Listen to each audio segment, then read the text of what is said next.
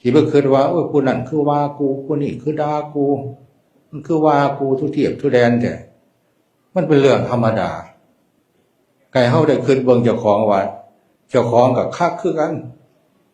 โว้พื้นเขาเนี่ยโอ้ยก็ได้เงินเดือนย่านว่าขึ้นเดือนละ3เทื่ออยู่เงินเดือนโว้ขึ้นเก่ง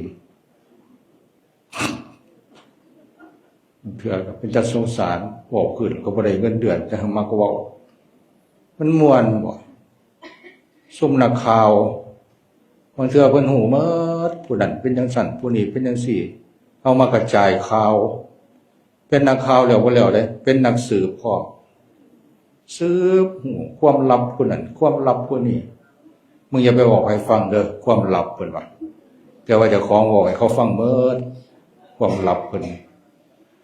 บางคนว่านักซอบัดมึงอย่าไปเสียเปรียบมันได้มึงอย่าให้มันเอาเปรียบมึงได้กูได้ยินเขาบอกเขาว่าเขาด่ามึงกูได้ยินแล้วกูสั่งกูจะหายกูสิด่ามันอยู่มึงอย่ายอมมันเด้อเพิ่นว่าอันซุ่มนักซอนี่ล่ะซุ่มที่ถือค้อนเขาถามไปถามมาบ่ล่ะกูบ่ได้เว้าเด้อเพิ่นว่าไผละว่าเพิ่นว่าโอ้ยมาหาใส่ร้ายกูเพิ่นว่าซุ่มนักซออันนี้มันเป็นธรรมดาโลกคันเฮาสิคิดว่าบ่ให้คนเว้าคนว่าคนด่าเฮา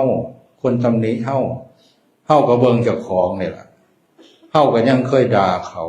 เคยตำหนิเขา